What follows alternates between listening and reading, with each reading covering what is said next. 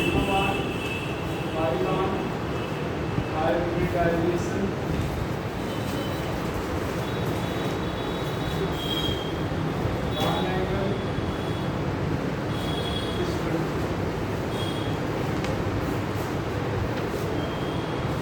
यहाँ पर कार्बन 4 ही बार आता है। अगर चारों सिग्मा है तो पाई 0 हो जाएंगे, 3 सिग्मा है तो पाई 1 हो जाएगा, 2 सिग्मा है तो पाई 2 हो जाएगा। अब यहाँ पर अगर 4 सिग्मा है तो sp3, 3 सिग्मा है तो sp2 और 2 सिग्मा है तो sp।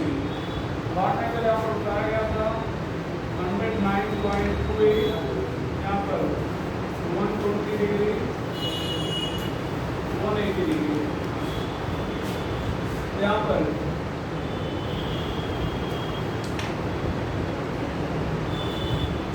टेट्राहेड्रल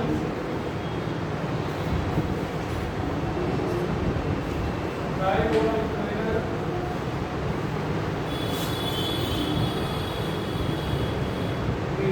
हाँ यहाँ पर शर्त है कंपाउंड है शुद्ध है नो चार्ज, कंपाउंड शुद्ध है नो चार्ज। यहाँ पर कंपाउंड पे कोई चार्ज नहीं होना चाहिए, कंपाउंड पे कोई चार्ज नहीं होना चाहिए।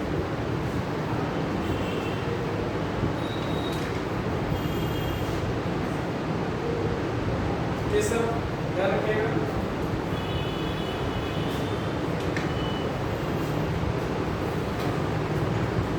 हो गया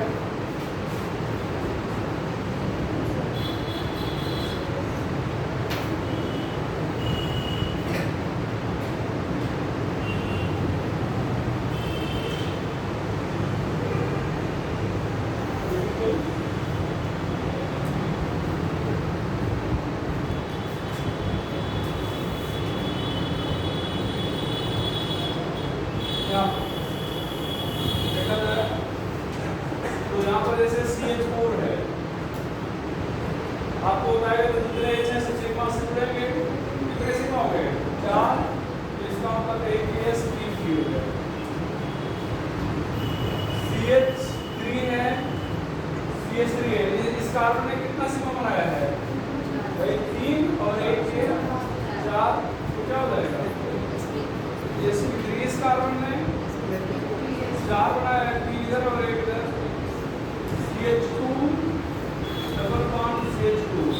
इस कार्बन ने कितना बनाया है 3, 2 इधर और 1 इधर, इसने 2 और 1 3। HCN यहाँ पर कितने सिग्मा 2, sp HCOH कितने सिग्मा 1 2 3, तो क्या हो जाएगा sp2। CH2 CH C triple bond CH। इस कार्बन का हाइड्रोजन कितना होगा 2 और 1 3, sp2। इस कार्बन का 1 1 और 1 sp2। इस कार्बन का 2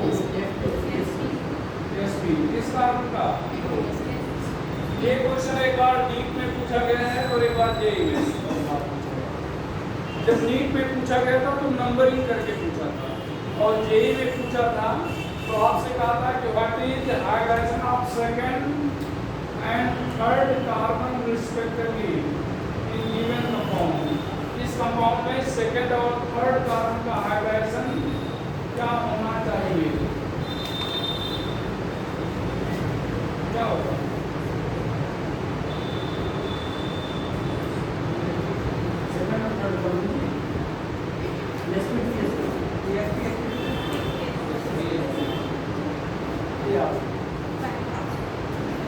अब कितना होगा। अब एक ही साथ दो क्वेश्चन का आंसर जान लिया था। एक तो आपको नंबरिंग मालूम है कि नंबरिंग किधर से करेंगे, ये इधर से नंबरिंग करेंगे, डबल बॉन्ड पहले आएगा पहली पोजीशन पे, इधर से ट्रिपल बॉन्ड पहली पोजीशन पे। तो ऐसे नंबरिंग करते समय लोग डबल बॉन्ड पे ध्यान रखते हैं। नंबरिंग जब दोनों मतलब सॉरी गलत होगा, नंबरिंग करते समय जो नजदीक होगा उसको प्रायोरिटी देंगे। अगर डबल बॉन्ड पहले है तो उधर से नंबरिंग करेंगे, ट्रिपल बॉन्ड पहले है तो उधर से नंबरिंग करेंगे। हाँ, दोनों की पोजीशन अगर सेम है तब डबल बॉन्ड को प्रायोरिटी देंगे। इधर से पहले पोजीशन पर डबल बॉन्ड है, इधर से पहले पर ट्रिपल बॉन्ड है, तो डबल बॉन्ड को प्रायोरिटी दे देगा। तो ये हो गया इसकी नंबरिंग, मतलब इधर से हम करेंगे। तो एक ही साथ आपसे दो चीज जान गया, एक तो आपको नंबरिंग का कॉन्सेप्ट मालूम है या नहीं, और दूसरा मालूम है तो हाइड्रेशन निकालना आप जानते हैं क्या निकालना।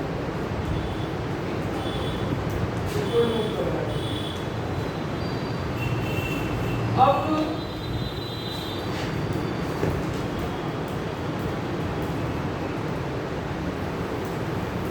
हाइड्रेशन ऑफ कार्बन इन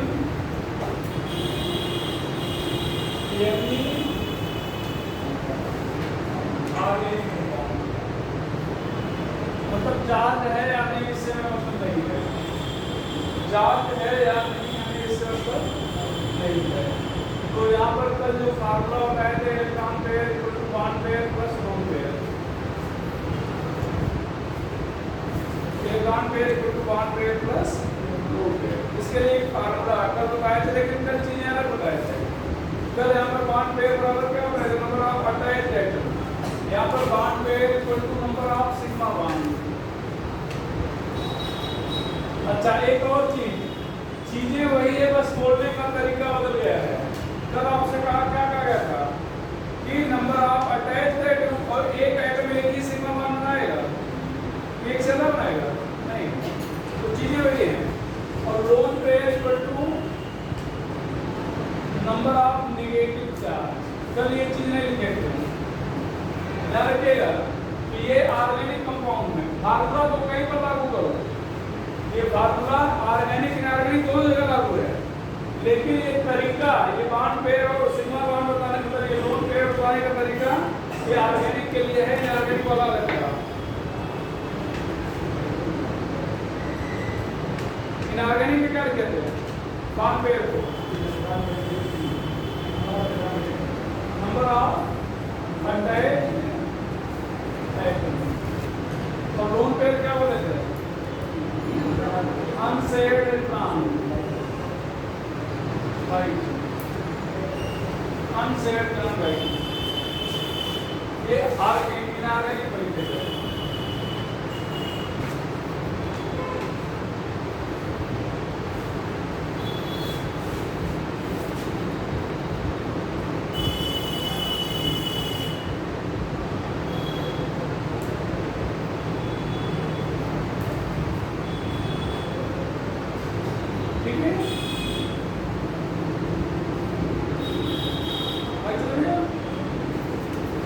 चलो यहाँ पर CH3 प्लस है, बॉन्ड पेयर कितना 3, लोन पेयर 0, इलेक्ट्रॉन पेयर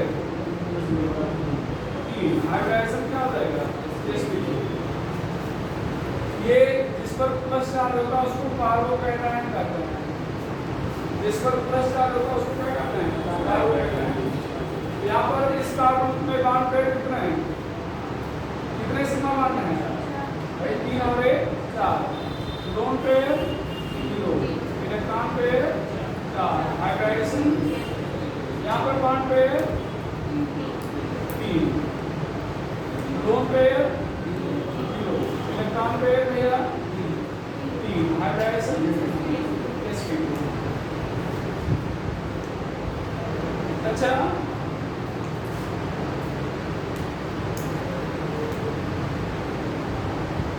बता रहे हैं तो ही है, जैसे CH3 प्लस में बताया गया ना, ध्यान दो, आपने बॉन्ड पेयर कितना बताया है 3, लोन पेयर कितना बताया है 0, इलेक्ट्रॉन पेयर 3, हाइड्रोजन क्या क्या है sp2, बॉन्ड एंगल कितना होता है 120, डायगोनल प्लेनर, ये सब कितनी कहानी तो सुनाए थे ना। कार्बन के आउटर मोस्ट में कितने काम होता है 4, एक प्लस है, इसका मतलब एक आया है गया है, बचा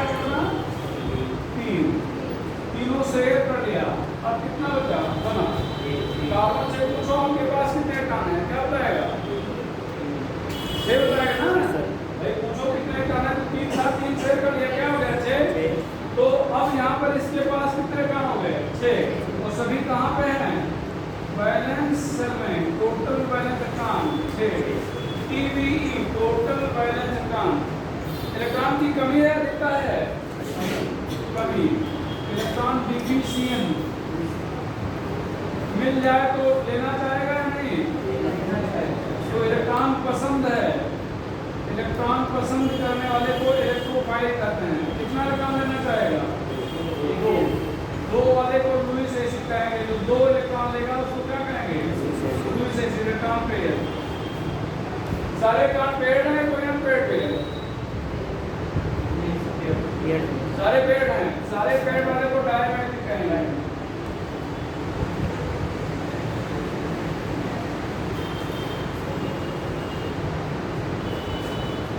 CH3 माइनस इसको कहते हैं कार्बन आयन।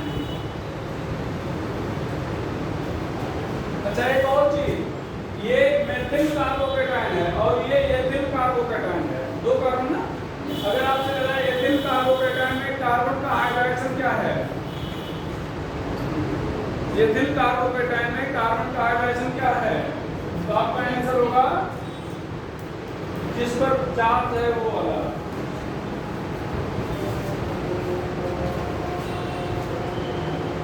बॉन्ड पेयर कितना? 3, 2 पेयर 3,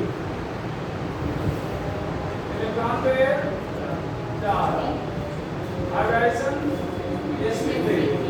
बॉन्ड एंगल नहीं बताएंगे, क्यों? 2 पेयर आ गया, 2 पेयर लग गया ना। स्पेक्ट्रम क्या पाया थे?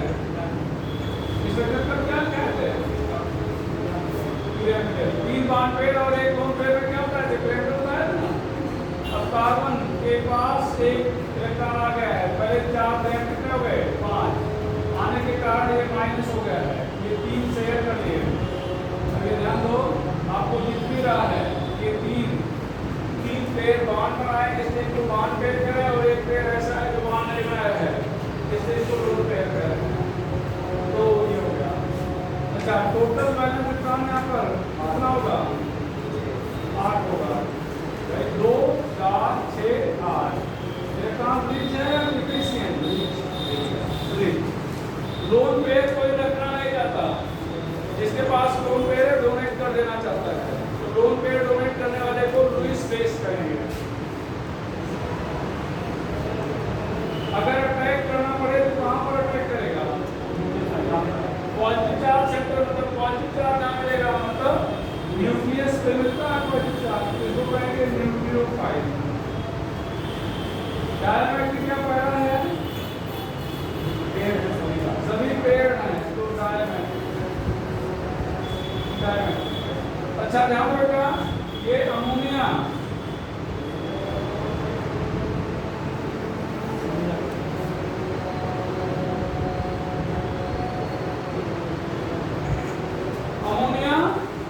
और ये CH3 माइनस कहा जाए it is isosteres with ammonia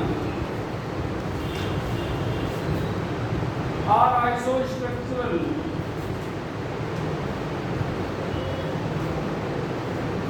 with ammonia.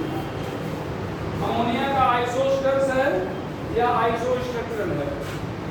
आइसोस्टर्स का मतलब जिसमें एटम और इलेक्ट्रॉन दोनों की संख्या सेम हो, मतलब जितने एटम हो उतने, मतलब सारे दोनों में एटम सेम हो और इलेक्ट्रॉन सेम हो। यहाँ पर 1 कार्बन और 3 हाइड्रोजन, 4 एटम हो गए, यहाँ 1 नाइट्रोजन और 3 हाइड्रोजन, एटम 4 हो गए, इलेक्ट्रॉन दोनों में 10-10 है।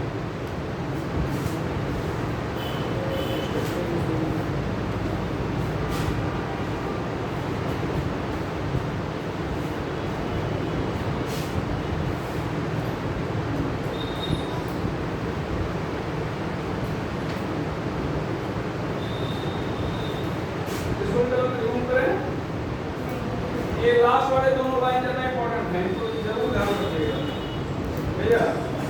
ये वाले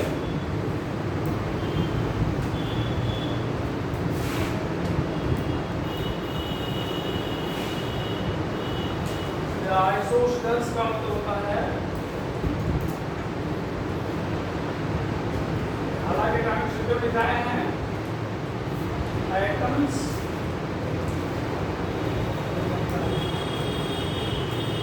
yeah number of atoms and electrons are the same.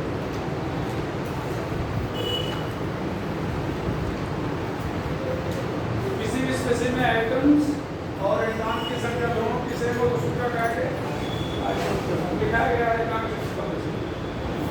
अब लोग हाइड्रोजन यहाँ पर फ्री रेडिकल में देखिए फ्री रेडिकल CH3 इसको कहेंगे free radical.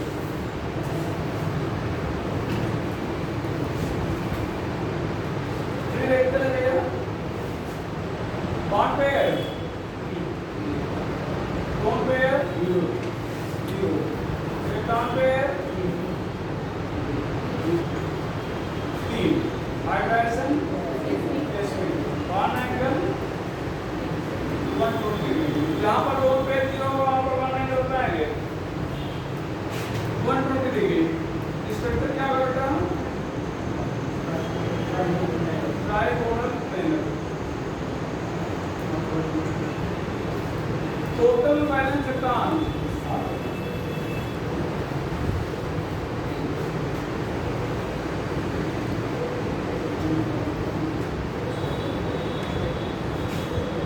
Total valence electron 7 electron की क्या डेफिनेशन है इलेक्ट्रॉन की कमी है इलेक्ट्रॉन पसंद है या नहीं इलेक्ट्रॉन पसंद है या नहीं पसंद है लुईस एसिड है या नहीं नहीं नॉट लुईस एसिड। वैसे जो इलेक्ट्रोफाइल होते हैं लुईस एसिड भी होते हैं लेकिन ये लुईस एसिड क्यों नहीं लिख रहे हैं क्योंकि एक ही इलेक्ट्रॉन चाहिए और लुईस एसिड का मतलब 2 इलेक्ट्रॉन लेता है जो 2 इलेक्ट्रॉन लेता है उसको लुईस एसिड कहते हैं। और क्या बोलना चाह रहे हो क्या पायरामाइड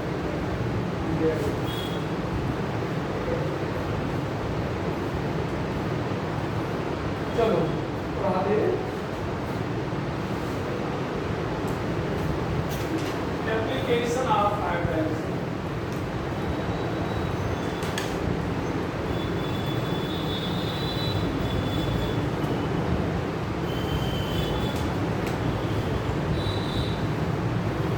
एप्लीकेशन ऑफ हाइड्रोजन हाइड्रोजन का एप्लीकेशन क्या है पहला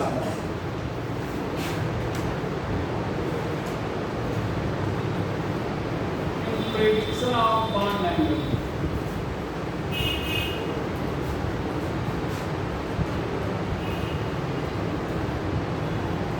प्रेडिक्शन ऑफ बॉन्ड एंगल यहाँ पर 2 केस होंगे पहला भैया case 1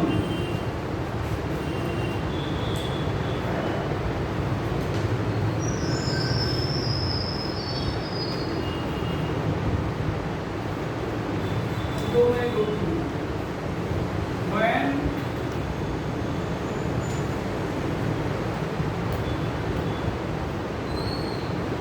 hybridization of central atom is same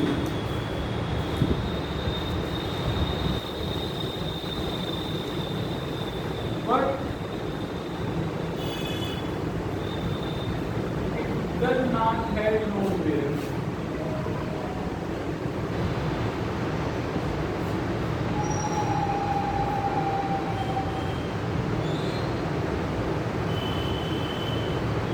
central का हाइड्रोजन से लेकिन इसके पास लोन पेयर नहीं है तो क्या होगा क्या होगा हाइड्रोजन से लेकिन लोन पेयर नहीं है क्या नाम है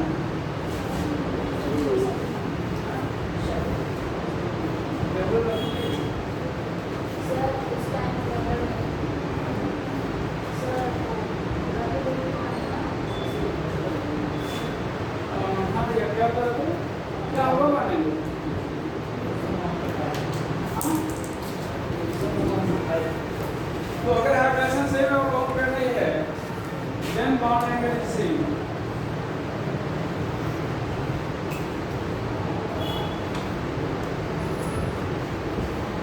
यहाँ पर ध्यान रखना एग्जाम्पल में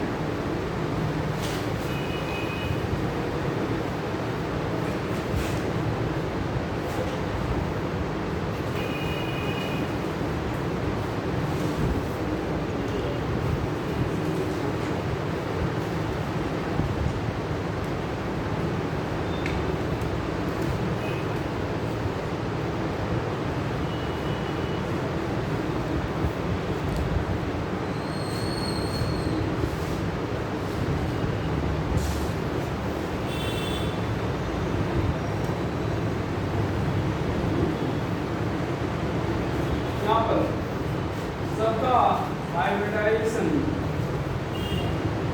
क्या है? ये हाइब्रिडाइजेशन क्या है ना? ये sp2 है तो निकालना सिखाते हैं। तो सबका हाइब्रिडाइजेशन क्या लिखोगे यार? और सबका वन एंगल कितना है? 120 डिग्री।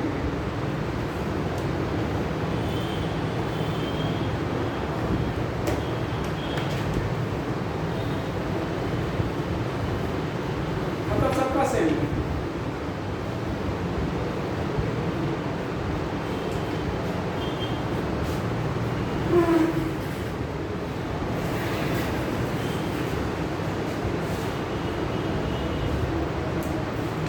इसको zoom करेगा? zoom करना है? करो क्या? सेकंड और केस 2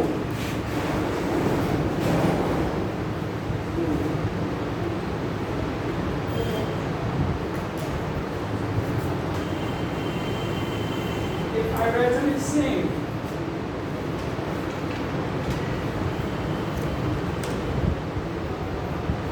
but central atom है lone pair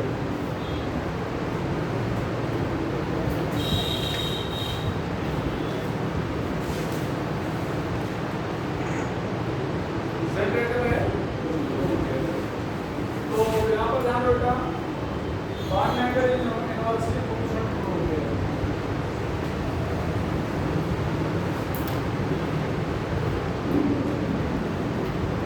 यहाँ पर CH4 NH3 H2O हाइड्रोजन क्या लिख रहे हो?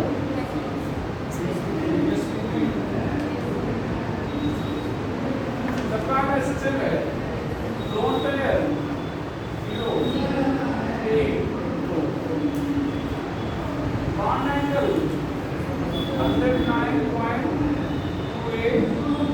107 104.5। अब अगर आप ध्यान दो, ध्यान ना बेटा, ये पीरियड के एटम है, कहाँ के हैं? तो मतलब पीरियड में अगर आप आगे बढ़ते हो तो एक लोन पेयर बढ़ने पर बॉन्ड एंगल में पॉइंट मतलब 2.5 की कमी आती है। तो नोट करके लीजिएगा।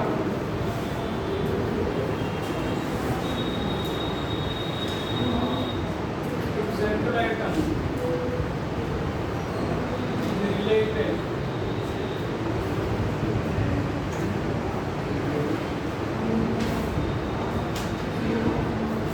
from say here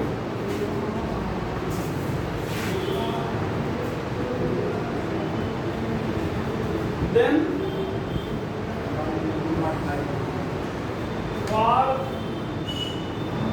increase in each lone pair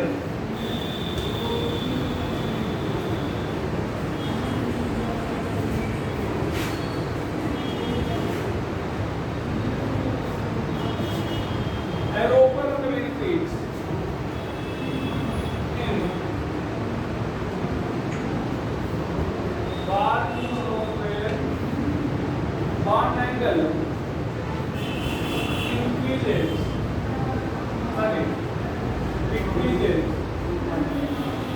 by 2.5 degree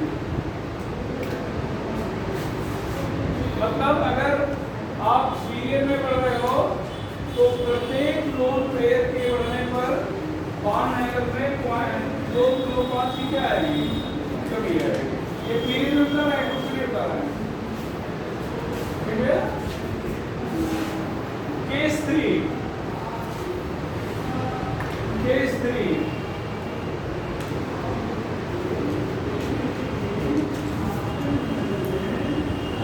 if hydrogen is not same,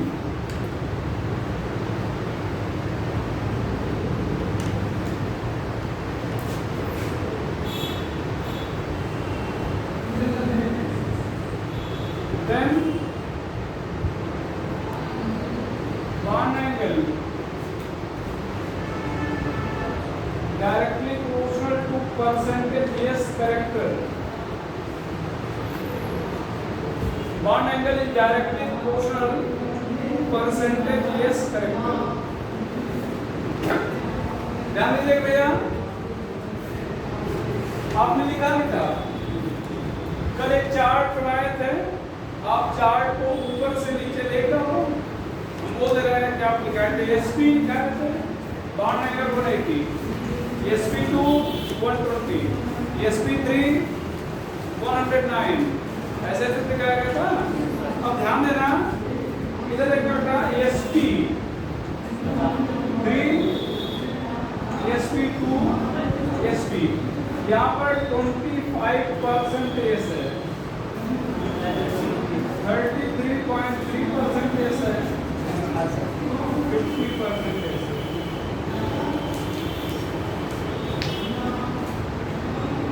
और यहाँ पर परसेंटेज यस करेक्टर बढ़ रहा है, सो बॉन्ड एंगल इंक्रीज। यहाँ पर आपने कितना लिखा था, यहाँ पर 109, यहाँ पर 120, यहाँ पर 101। ये परसेंटेज कैसे निकाले, यहाँ पर कितने आर्टिकल कुल हैं, एक एस है और 3 पी है, तो कुल कितने हो गए 4। 4 में एस कितना है 1/4, बराबर कितना 55%। तो जिसका परसेंटेज निकालना उसका उसकी संख्या बटे टोटल संख्या हो 100 हो जाएगा। तो हम लोग क्या कर रहे हैं, लिखिए में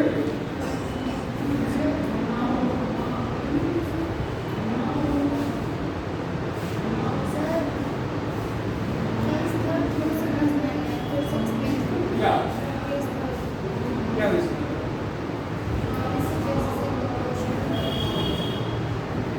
क्वेश्चन, यही सब question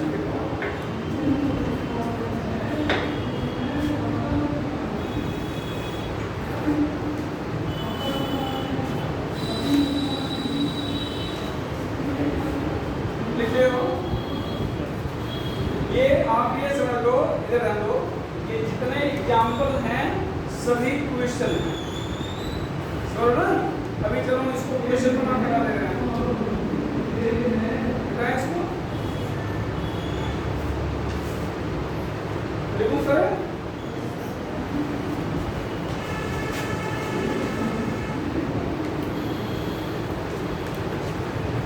Which had maximum bond length?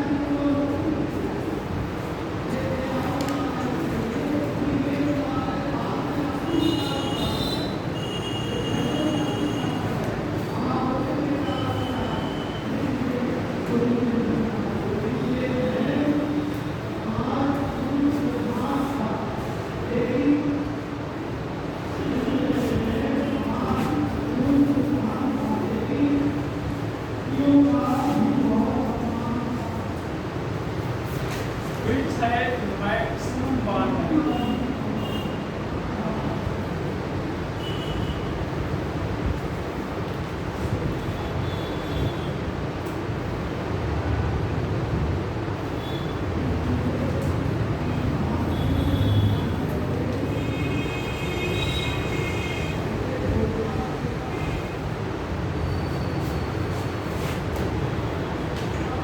What is correct?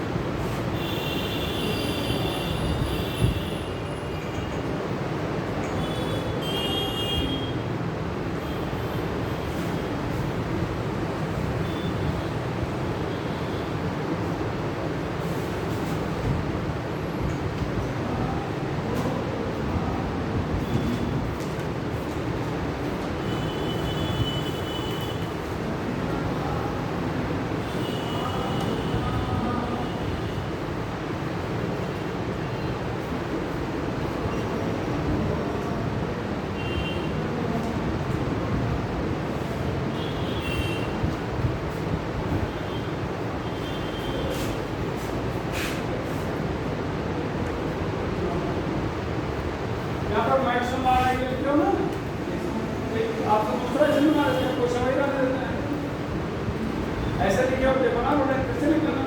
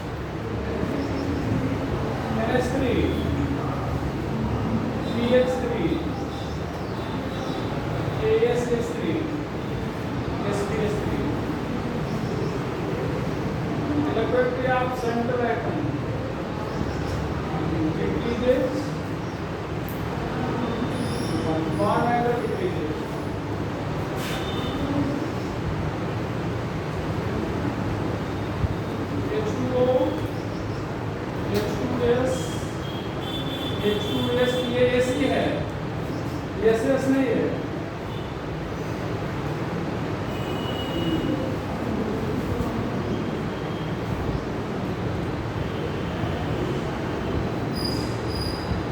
जानना बेटा जान दो। एक चीज आपको होता है, एक होता है बेंट रूल। क्या होता है? Bent rule. तो बेंट रूल से हम लोग कई बार हाइड्राइजेशन देखते हैं, लेकिन वो रूल हम बताने नहीं जा रहे हैं। ध्यान रखिएगा, उतनी कहानी रटो फिर हाइड्राइजेशन निकालो नहीं, आपको सीधे बता दे रहे हैं कि बेंट रूल 3 फैमिली में अप्लाई होगा। कार्बन फैमिली में, नाइट्रोजन फैमिली में, ऑक्सीजन फैमिली में। कहाँ कहाँ पर अप्लाई होगा? और वो ये बताएगा कि कार्बन फैमिली में कार्बन का हाइब्रिडाइजेशन sp3 है, नाइट्रोजन फैमिली में NH3 का हाइब्रिडाइजेशन sp3 है, और ऑक्सीजन फैमिली में इसका हाइब्रिडाइजेशन क्या है? sp3 है। ये नॉट हाइब्रिडाइज, यहाँ पर हाइब्रिडाइजेशन नहीं है।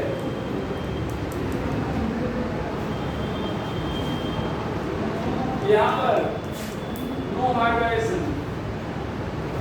बात में ना, तो ध्यान रखिएगा, ऐसे सीधे से देख दो कि कार्बन फैमिली में अगर हाइड्रोजन जुड़ा है, नाइट्रोजन फैमिली में अगर हाइड्रोजन जुड़ा है, या ऑक्सीजन फैमिली में अगर हाइड्रोजन जुड़ा है, या ऐसे कह दो कार्बन की मतलब फैमिली के हाइड्राइड, नाइट्रोजन फैमिली के हाइड्राइड और ऑक्सीजन फैमिली के हाइड्राइड में जो नीचे वाले कंपाउंड हैं हाइड्राइड है, उनमें हाइब्रिडाइजेशन नहीं होता। जैसे अगर आपसे कहा जाए PH3 का हाइब्रिडाइजेशन क्या है, आप कहेंगे नो हाइब्रिडाइजेशन, हाइब्रिडाइजेशन हुआ ही नहीं है।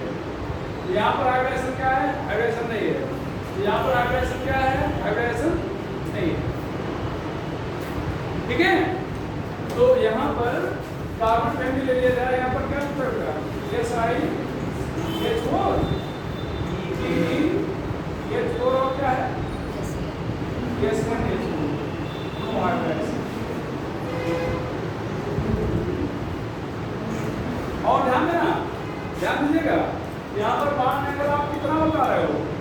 107 डिग्री में बताया था ना, यहाँ पर लगभग 93 हो जाएगा। 107 से 93 चेंज थोड़ा बहुत है, बहुत ज्यादा है? बहुत ज्यादा है ना? क्यों? वही हाइब्रिडाइजेशन नहीं हुआ। हाइब्रिडाइजेशन होता इतना सडन चेंज ना होता। यहाँ पर बॉन्ड एंगल कितना है? 104.5 डिग्री है, और यहाँ पर बॉन्ड एंगल लगभग एग्जैक्ट नहीं है, 92 के आसपास है, मतलब उसी के आसपास होगा।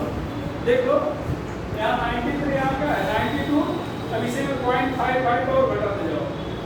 93 है, 92.5 कर दो, 92 कर दो, यहाँ पर भी 0.5 घटा दो, 91.5 कर दो, 91 कर दो, समझ ना? तो ये अब ये ध्यान देना बेटा, यहाँ पर हम एक एग्जैक्ट नहीं, इसको एग्जैक्ट नहीं मानिएगा, मतलब आस पास से मानिएगा। ठीक है, ये 91.5 ये क्या हो जाएगा? 91, यहाँ पर क्या 92.5 ये क्या बेटा? 92 डिग्री। तो अब ये ध्यान दो, यहाँ पर बॉन्ड एंगल में बहुत चेंज नहीं है, लेकिन यहाँ पर बॉन्ड एंगल में बहुत चेंज है। कारण यहाँ पर हाइब्रिडाइजेशन है, हाइब्रिडाइजेशन क्या है? यहाँ पर हाइब्रिडाइजेशन नहीं है। तो अब यही चीज हम पूरी बेंट रूल की कहानी पढ़ें और अप्लाई करने पर यही चीज जगह अप्लाई होगा, तो सीधे जान लो कि यहाँ पर कोई हाइब्रिडाइजेशन नहीं। वही बात पता चलेगा क्या इस रूल से यहाँ पर हाइब्रिडाइजेशन नहीं। ठीक है, और वो आपके सिलेबस में भी नहीं है। जैसे बेंट रूल मानो हम जैसे छोड़ दे रहे हैं, आपसे कोई पूछ ले बेंट रूल क्या है, आपसे नहीं पूछ रहे, उस रूल से क्यों नहीं बता पाएंगे कहाँ हाइब्रिडाइजेशन है और कहाँ हाइब्रिडाइजेशन नहीं है। तो कार्बन फैमिली, नाइट्रोजन फैमिली और ऑक्सीजन फैमिली के हाइड्राइड में ही एप्लीकेबल होगा, वही बता पाएंगे कहाँ हाइब्रिडाइजेशन नहीं है। ठीक है, यहाँ पर क्या लिखे हो? क्या लिखे हो? Bond angle directly proportional to atom की आप सेंट्रल एटम शर्त लगा दी हो कि सेंट्रल एटम एक ही ग्रुप के हों और जुड़े हुए एटम क्या हों, सेम। दूसरा पॉइंट फिर से सुन लो, अभी आपने कहा सेंटर एटम एक ही ग्रुप के हों, अब आप कह रहे हो सेम सेंटर एटम, मतलब सेंटर एटम बदल ही नहीं रहे हो। अब की बात देखो, यहाँ पर दो केस है बेटा। पहले केस में सेंटर एटम बदल रहे थे और जुड़े हुए एटम क्या थे। अब की बात सेंटर एटम सेम रखे रहे हो, जुड़े हुए एटम को बदल रहे। ठीक है, तो रिमूव कर रहे हैं। Second point,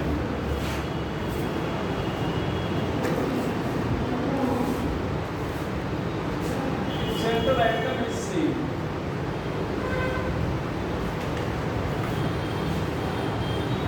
Then bond angle is inversely proportional to electron of attached atom.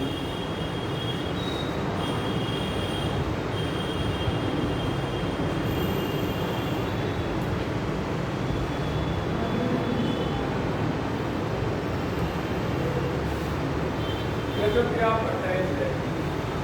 ध्यान दीजिएगा, कितना बेटा? OCl2, OBr2, OI2। यहाँ पर सेंटर एटम कौन है, जिसकी संख्या कम है। अब बोलो इलेक्ट्रॉन क्या अटैच्ड एटम 15 है, सो बॉन्ड एंगल। अब इन तीनों में अगर पूछा जाए किसका बॉन्ड एंगल सबसे अधिक है, किसका, ओ आई टी का। क्यों भैया, क्योंकि इलेक्ट्रॉनिक कम है। अच्छा, इसको हमने रूल लिखा दिया, एक एग्जांपल दे दिया, थोड़ा समझ लीजिए। यहाँ पर ध्यान रखना, सेंटर एटम कौन है, ऑक्सीजन। कितने एटम होते हैं इसके पास, 6 होते हैं। ये Cl के साथ शेयर किया, ठीक है, कैसे? अच्छा, जब शेयर करेगा तो ऐसे ना बनाया जाए, इसको निकाल फिर से ऐसे बनाया जाए। ध्यान रखिएगा, शेयर दिखा रहे हैं, देखना बेटा। यहाँ पर अगर बात किया जाए तो ये ऑक्सीजन है, यहाँ पर एक इसका इलेक्ट्रॉन लोन पेयर है, एक लोन पेयर ये है। यहाँ पर Cl के साथ इलेक्ट्रॉन शेयर किया है, यहाँ पर भी Cl के साथ इलेक्ट्रॉन शेयर किया है।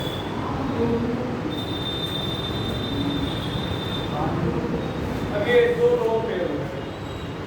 अभी आपको आगे पढ़ाएंगे, वेस्टर थ्योरी में आपको बताएंगे ये जो इलेक्ट्रॉन पेयर होते हैं, दूसरा पेयर बताइए, दो टाइप होते हैं, बॉन्ड पेयर और लोन पेयर। तो इलेक्ट्रॉन पेयर में रिपल्सन होता है, सबसे ज्यादा रिपल्सन लोन पेयर में, फिर लोन पेयर बॉन्ड पेयर में, और सबसे कम रिपल्सन बॉन्ड पेयर में। ठीक है, तो ये लोन पेयर। अच्छा, ये ऑक्सीजन ज्यादा नेगेटिव है और Cl कम नेगेटिव है। ऑक्सीजन की नेगेटिविटी कितना होती है, 3.5, और Cl की 3 कितना होती है, 3। इसका मतलब इलेक्ट्रॉन कौन खींचेगा, ऑक्सीजन। आयोडीन की कितना है, 2.5। Br की है 2.8। Br की कितना है, 2.8। यहाँ पर आयोडीन जोड़ रहे हैं, क्या जोड़ रहे हैं, आयोडीन। आयोडीन जब जुड़ेगा तो ये जो ऑक्सीजन है आयोडीन के इलेक्ट्रॉन को भी खींचेगा या दया दिखाएगा, खींचेगा। किसके इलेक्ट्रॉन को ज्यादा खींचेगा, आयोडीन के या क्लोरीन के, आयोडीन के, क्योंकि आयोडीन की इलेक्ट्रॉन क्या है, तो इसका मतलब आयोडीन का जो इलेक्ट्रॉन पेयर है वो ऑक्सीजन के ज्यादा क्लोज होगा और क्लोरीन का कंपैरेटिवली उतना क्लोज नहीं है। अब ऐसे समझो बेटा, ये है ऑक्सीजन, ये है ऑक्सीजन, यहाँ पे Cl है, अगली बार आयोडीन का है। अब ये जब ऑक्सीजन यहाँ पे है तो इसका लोन पेयर यहाँ पे होगा, ऐसे होगा ना। यहाँ पर इसका बॉन्ड पेयर होगा। तो ये जो लोन पेयर है ये आपस में क्या करेंगे, जैसे मान लो ये लोन पेयर है, ये लोन पेयर आपस में रिपेल करेंगे, इसे रिपेल करेंगे ना। तो जब ये रिपेल करेंगे तो क्या परिणाम होगा, ये जो लोन पेयर हम बता रहे हैं, ये लोन पेयर जब रिपेल करेंगे आपस में, यहाँ पर बेटा ये लोन पेयर आपस में रिपेल कर रहे हैं, तो ये इधर आएंगे कि नहीं आएंगे? तो जब ये इधर ऐसे आएंगे तो यहाँ पर क्या होगा, इनको प्रेस करेंगे, तो ये प्रेस करेंगे तो क्या होंगे, ये नजदीक आएंगे। अब ऐसे था मान लो, और इसको बाहर से कोई दाब रहा है, तो ऐसे मान लो पहले था बाहर से दाबा जा रहा है, नजदीक आ जाएगा। अब यहाँ पर ध्यान दो, बाहर से दाब रहे हैं तो ये नजदीक आ रहा है नहीं आ रहा। अब यहाँ पे मान लो ऐसे, अब ऐसे लगा दिया गया, बाहर से दाब आएगा। और यही सेम चीज दूर जाके लगाया गया तो अब क्या होगा, आएगा, लेकिन मतलब वो आएगा ना, ऐसे मान लो यहाँ लगाया जाए आएगा, और यही ऊपर लगा दिया गया था तो वही सेम चीज है कि ये इलेक्ट्रॉन पेयर जो आयोडीन का है ये ऊपर है।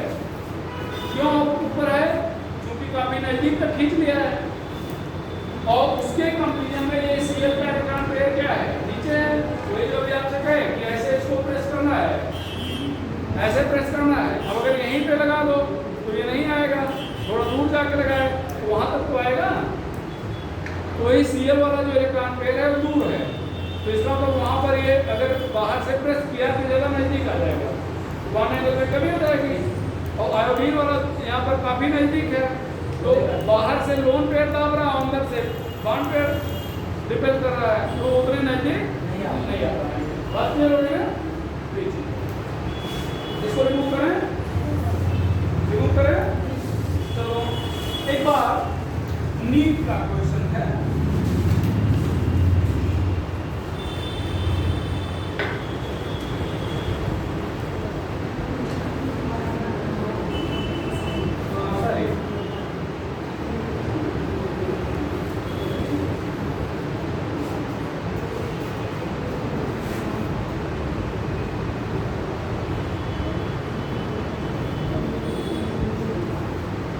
order of bond length, sorry, bond angle of bond.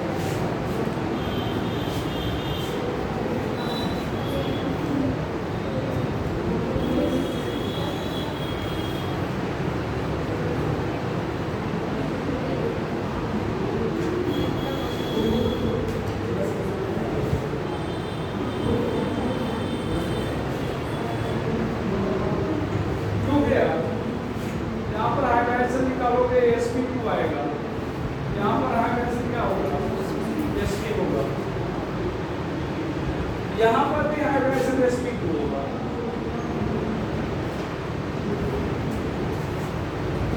यहाँ पर एक लोन पेयर होगा,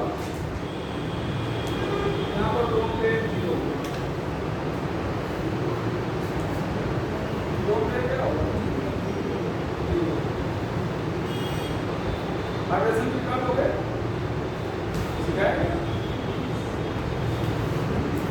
ऐसे समझ लो ना, निकालना जानते हो। जुड़ा मतलब सेंटर एटम सेम है ना, सेम है, अटैच एटम भी सेम है। अगर जुड़े एटम और अटैच एटम दोनों सेम है तो जिस पर प्लस चार्ज होगा उसका बॉन्ड एंगल ज्यादा होगा,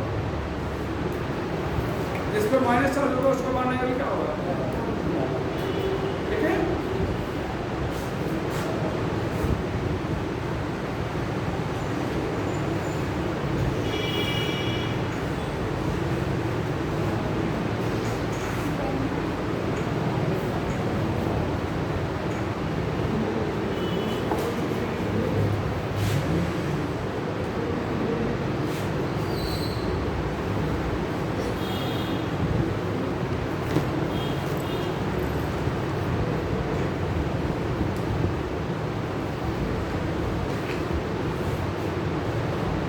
3 है।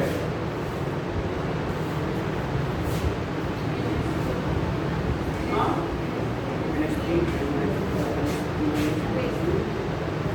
कॉन्सेप्ट कोई प्लस 4 को लेकर जाता। अच्छा रीजन हाइड्रेशन सबका sp3 है, निकाल लेना। लोन पेयर 0 है, 1 है, 2।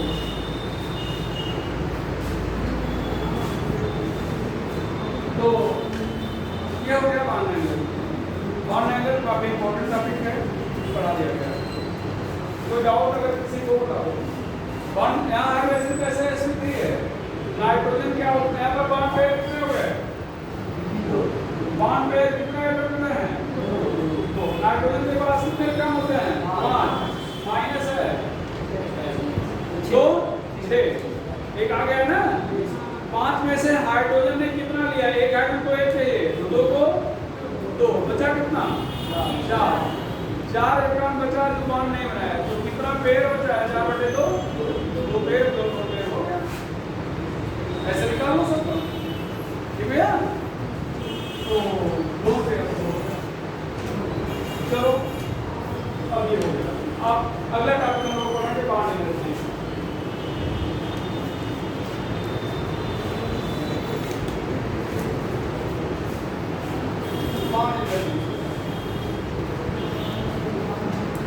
बॉन्ड एनर्जी में क्या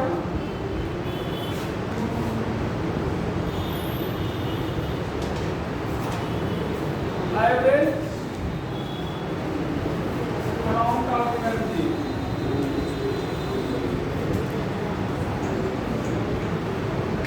required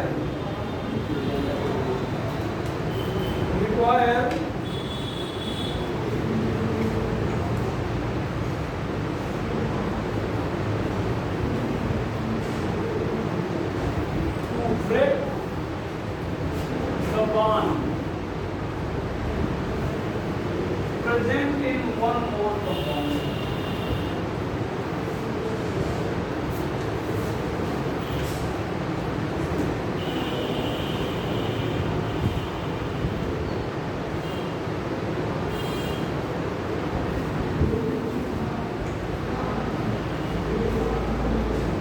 Present in one mode of bond.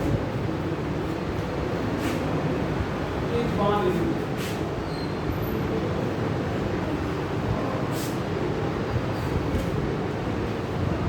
Bond में सोर्सेज एनर्जी क्या है, bond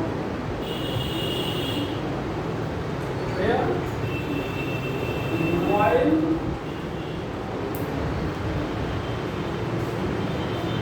amount of energy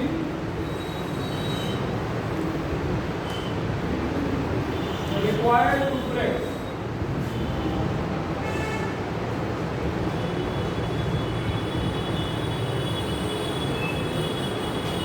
particular bond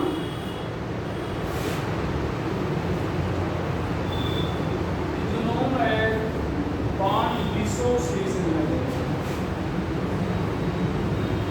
It is different for different bonds.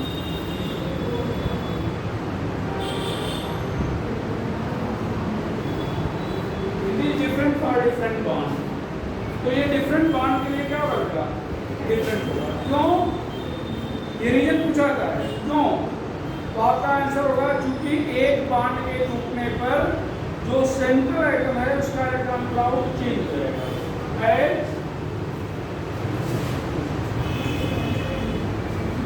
On breaking of one bond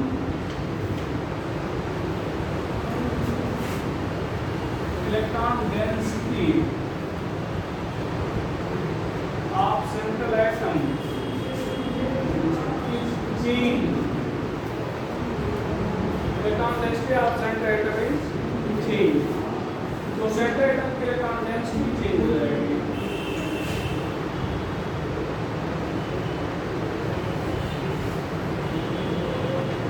ठीक है?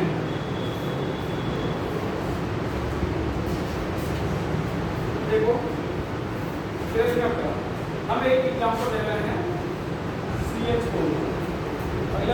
Thermodynamics होगा उसमें फिर से बाउंड एनर्जी पढ़ना पड़ेगा। यहाँ पर थ्योरी पढ़ा रहे हैं और फैक्टर अफेक्टिंग पढ़ा रहे हैं, कौन से फैक्टर अफेक्ट करेंगे। जब थर्मोडायनामिक्स पढ़ाएंगे तो आप कहानी और ये सब नहीं पढ़ाएंगे, वहाँ पर न्यूमेरिकल प्रॉब्लम पढ़ाएंगे, ठीक है। अब आप सोच रहे हो फिर अलग अलग क्यों, क्योंकि वहाँ पर न्यूमेरिकल का कहाँ से बताएंगे, यहाँ पर न्यूमेरिकल हम कुछ काम ले रहे हैं, ठीक है। अब यहाँ पर ध्यान दो, ये CH है, कार्बन के आउटर मोशन में कितने इलेक्ट्रॉन होते हैं? 4, 4 शेयर कर लिया तो कितने हो गए? 8 हो गया ना। अब मान लो इसको तोड़ने के लिए X किलो कैलोरी एनर्जी लगी, इस बांड को तोड़ने के लिए Y किलो कैलोरी लगी, इसके लिए Z किलो कैलोरी लगी, इसके लिए Z डैश किलो कैलोरी लगी, ठीक है।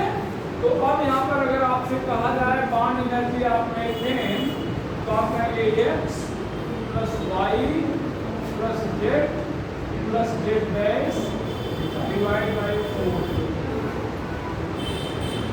इतना ये बॉन्ड एनर्जी। ध्यान रखिए ये बॉन्ड एनर्जी ऐसे समझो, जैसे 10 है, 15 है, 18 है, 20 है, कुछ है, सब जोड़ के 4 से डिवाइड कर दो, तो ये 10 है, 15 है, 18 है, 20 है, तो इसके लिए 10 लगाओ। ये भी CH बॉन्ड है, ये भी CH ही बॉन्ड है, लेकिन इसके लिए भी 15 लगने लगा, अगले के लिए 18 लगने लगा, अगले के लिए 20 लगने लगा, जरूर नहीं बढ़ते हुए क्रम में हो, उस पर अगले के लिए 8 नहीं लगे। बात करो ना, एक रफली एग्जाम्पल दिया है, कहने का मतलब सबके लिए अलग अलग है, लेकिन जब बॉन्ड एनर्जी पूछा जाएगा तो आप क्या बताओगे? एवरेज। अच्छा, क्यों अलग अलग है इसका रीजन बता दिया गया कि जब एक इलेक्ट्रॉन मतलब बॉन्ड टूटेगा तो जो सेंटर इलेक्ट्रॉन है उसका इलेक्ट्रॉन क्लाउड बदल जाएगा। देखना बेटा, अभी कार्बन से पूछो आपके पास कितने इलेक्ट्रॉन है, क्या गिना रहा है? 8। अब अगर एक बॉन्ड टूट गया, CH टूट गया, तो टूटने का जो तरीका होगा क्या हो सकता है कि दोनों इलेक्ट्रॉन हाइड्रोजन के साथ चला जाए। अब कार्बन के पास कितना बचा? 6 बचा ना, तो पहले कितना था? 8, अब बचा कितना? 6। तो अब इस 6 इलेक्ट्रॉन जो बचा इसको फिर से डिस्ट्रीब्यूट करेगा, फिर से क्या करेगा भाई? जैसे मान लो इस क्लास में 8 बच्चे हैं, उनके बैठने की व्यवस्था की गई, मान लो 2 बच्चे चले गए, कभी कहोगे तो 6 बैठे तो वैसे बैठे रहे, नहीं 8 ही नहीं है, तो भविष्य में 8 नहीं होंगे, 6 ही होंगे, तो जो 6 में वही बैठे रहेंगे, क्योंकि बैठने पर तो बदली जाएगी ना। तो वही पहले 8 थे तो अपना आपका एक एलिमेंट था, तो चले गए, अब 6 बचे तो 6 इलेक्ट्रॉन का रीडिस्ट्रीब्यूशन होगा, उस रीडिस्ट्रीब्यूशन में एनर्जी बदल जाएगी, बात में ना। अच्छा, यहाँ पर ध्यान दो, ऐसा भी हो सकता है कि एक इलेक्ट्रॉन कार्बन ले लें और एक इलेक्ट्रॉन हाइड्रोजन ले लें, पहले 8 था, अब 7 है, फिर कहानी हुई 7 को रीडिस्ट्रीब्यूट करना पड़ेगा। तीसरी व्यवस्था, दोनों इलेक्ट्रॉन किसके साथ चला जाए? कार्बन के साथ चला जाए, हाइड्रोजन को वैसे ही जाना पड़ा। कार्बन के पास पहले भी 8 थे, अभी भी 8 हैं, तो कहोगे जो पहले था वही अभी भी है, लेकिन पहले और अब का नेचर बदल गया। पहले जो 8 इलेक्ट्रॉन थे सभी बॉन्ड बनाए थे, अब जो 8 इलेक्ट्रॉन है सभी बॉन्ड नहीं बनाए, इसमें 2 इलेक्ट्रॉन खाली हैं, ये रोल पे इनके पास कोई काम नहीं है। अभी जैसे मान लो फिर वही एग्जाम्पल, इस क्लास में 8 बच्चे बैठे हो, सबको नीट का एग्जाम देना है, मालूम है सबको नीट का एग्जाम देना है, सब ना पढ़ रहे हो, जो पढ़ाया जा रहा है पढ़ रहे हो, सुन रहे हो, लिख रहे हो, अचानक पता चला कि इस क्लास से 2 बच्चे अब ऐसे हैं जो नीट का एग्जाम दे ही नहीं सकते, लेकिन बैठना है क्लास में। 8 बच्चे थे क्लास में, अब अचानक पता चला कि इस 8 में से 2 बच्चे एग्जाम नहीं दे सकते, लेकिन क्लास में ही बैठना है। अब बताओ, क्लास उतने ही आराम से चलेगा जैसे पहले चल रहा था, संख्या तो ही 8 है ना, लेकिन जिनको पता चल गया कि वो एग्जाम नहीं दे सकते, क्या वो उतने आराम से सुनेंगे? वो तो अब कुछ न कुछ अपना काम बढ़ा लेंगे ना, शरारत करना शुरू करेंगे, फिर यहाँ डांट फटकार शुरू होगी। हित होगा ना, तो हम डांटेंगे तो आपको चिढ़ होगी, एक तरह से रिपल्सन डेवलप होगा, रिपल्सन होगा तो एनर्जी बढ़ेगी, आपको गुस्सा आएगा, हमें गुस्सा आएगा, यही सब तो है। आठवीं संख्या पहले भी थी, अभी भी 8 है, लेकिन अब आपका नेचर बदल गया। तो नेचर बदल गया, इसका मतलब जो सिस्टम था उसकी एनर्जी क्या हो गई, चेंज हो गई। तो आप ये नहीं कह सकते भैया पहले भी 8 थे अभी भी 8 हैं, तो अब क्यों बदल गया? क्योंकि नेचर बदल गया, इसलिए जो है एनर्जी भी क्या हो जाएगी, बात क्लियर हो गई। Factor affecting one energy, factor affecting one energy.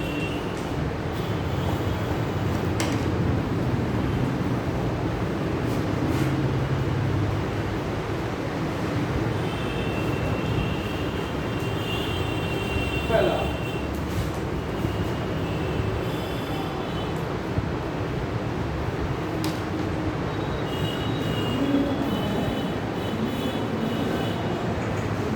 one energy is directly proportional to electrostatic difference.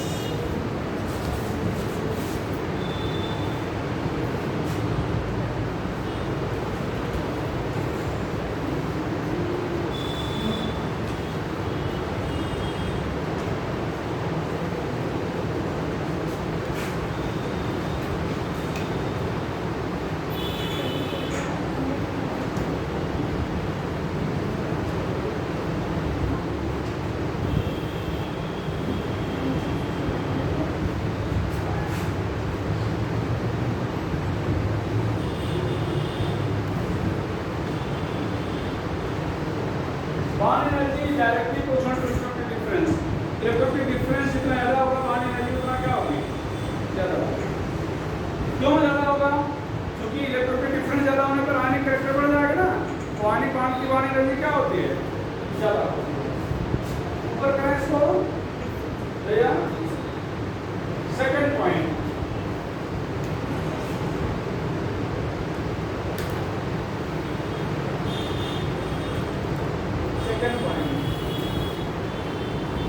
bond energy is inversely proportional to bond length.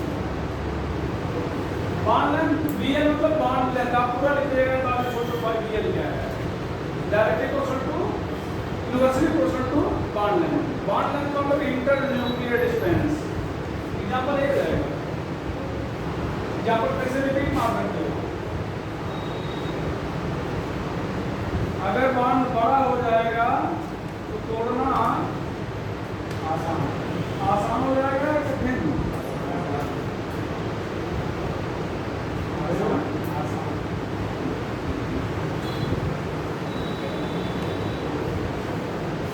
यहाँ पर बॉन्ड लेंथ इंक्रीज कर रही है, बॉन्ड एनर्जी इंक्रीज कर रही है।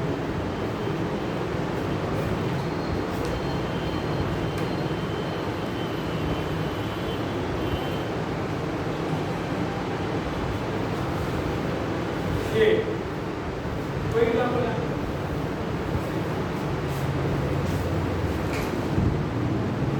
इसको और इसको तोड़ना, ये दो एटम हैं, इनके बीच की दूरी है, इंटरन्यूक्लियर डिस्टेंस से बॉन्ड लेंथ है, ये भी दो एटम हैं, तोड़ना है, इसको आसानी से तोड़ पाओगे, बस वही है, जो बड़ा है उसको आसानी से तोड़ दो, जो छोटा है उसको आसानी से नहीं तोड़ पाओगे। एक एक्सेप्शन है,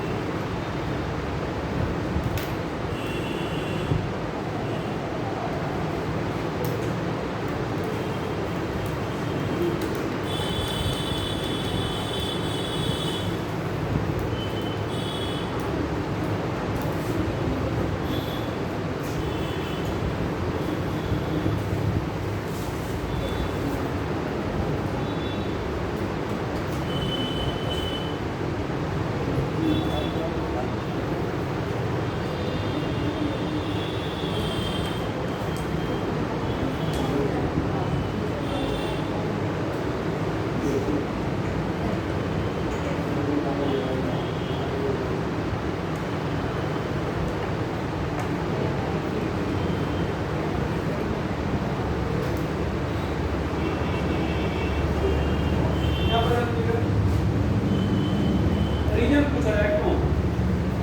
जब टू छोटा है फिर तो आसानी से तोड़ लेगा। तो यहाँ पर कारण क्या बेटा, एफ की साइज छोटी है, एफ की साइज क्या है, छोटी है, और यहाँ पर जो इलेक्ट्रॉन क्लाउड है इसमें एक्सपेंशन हो रहा है। इलेक्ट्रॉन क्लाउड में क्या हो रहा है, expansion.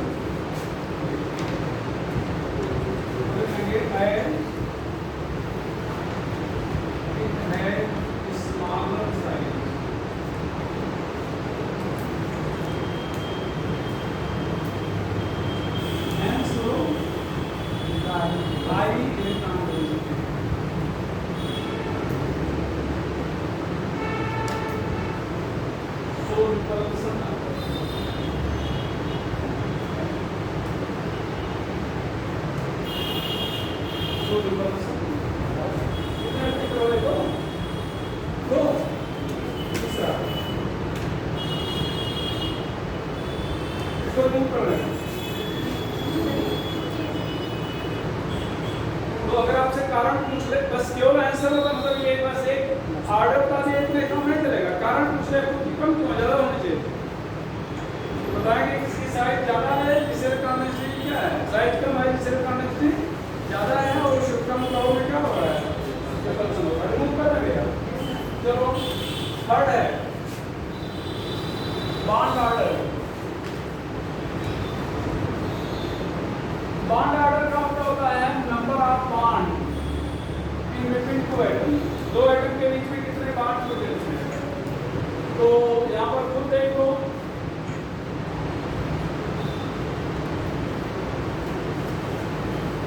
Bond order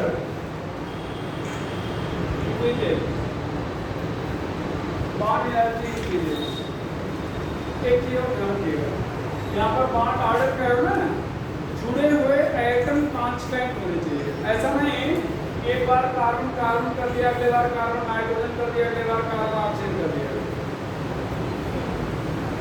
atom same नहीं करें, कांस्टेंट करें। मान लो आपने पहली बार कार्बन ऑक्सीजन लिया तो अगली बार कार्बन ऑक्सीजन लो। Atom should be constant, same नहीं, वो सेम हो या डिफरेंट होने से मतलब नहीं है। फोर्थ भैया bond energy percentage yes correct. अभी एग्जांपल ऊपर वाला ही हो जाएगा, एग्जांपल ऊपर वाला ही है। अभी आगे ऐसे निकालो, यहाँ पर क्या हो जाएगा, sp sp2 sp क्या है, रेगुलर डीएनए। यहाँ पर कितना 50% उल्टा होगा, ठीक है, घटते क्रम कर देंगे। तो percentage yes increases, bond energy increases. यहाँ पर ध्यान दो, यहाँ पर बॉन्ड एनर्जी 70 भी करना है, यहाँ पर बॉन्ड एनर्जी को उलट दिया गया है। डायग्राम समझ आओ क्या,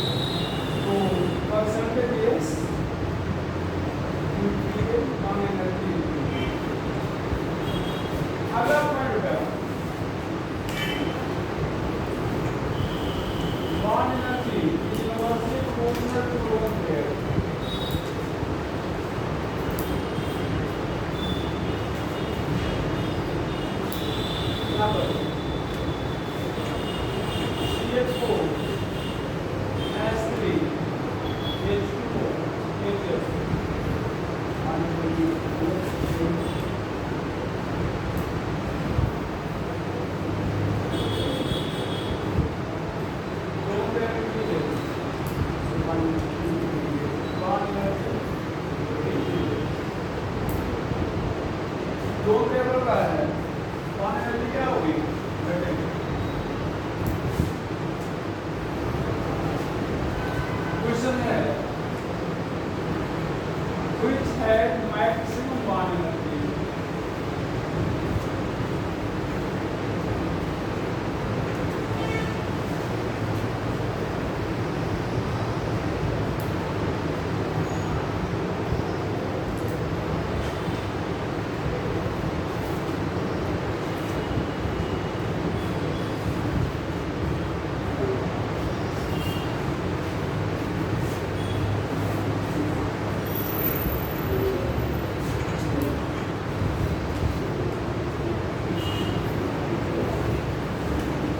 पर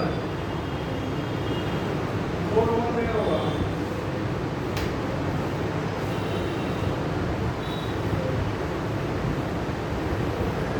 अब आप सोच रहे हो आपने पूरा ही ले लिया, आपने पूरा करने के बाद एक लोन पेयर बचेगा। आपने पूरा करने के बाद कितने लोन पेयर बचेंगे? 2। आपने पूरा करने के बाद कितना बचेगा? 3। और लास्टली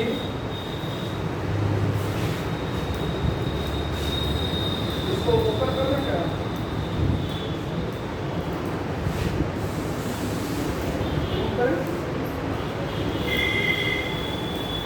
एक पॉइंट, अगर diatomic molecule, diatomic बहुत ज़्यादा नहीं, H2 है, Cl2 है, F2 है और सिंगल बॉन्ड रखता है, तो उसमें सबसे ज़्यादा बॉन्ड एनर्जी H2 की होगी। सबसे ज़्यादा बॉन्ड एनर्जी कितनी होगी? H2 है मैक्सिमम करके, H2 है maximum bond energy.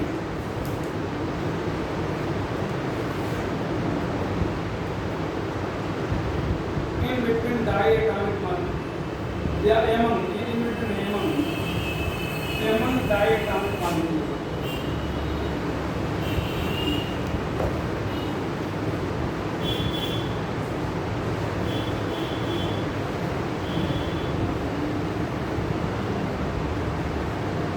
If it has single bond, ऐसा नहीं कि कहीं पर ट्रिपल बॉन्ड हो और एक की सिंगल बॉन्ड ले लो, ठीक है? सब क्या होना चाहिए कि सिंगल बॉन्ड होना, तो इसकी बॉन्ड एनर्जी ज़्यादा है। तो आज की कहानी खत्म करते हैं। आज हाइड्रेशन पर आ रही है, बॉन्ड एनर्जी पर आ रही है, बॉन्ड एंगल पर आ रही है। नेक्स्ट डे हम लोग मिलेंगे, थोड़ा सा बेस पर फिर 10-5 मिनट में हो जाएगा, फिर हम लोग मॉलिक्यूलर अल्ट्रासाउंड करेंगे, ठीक है?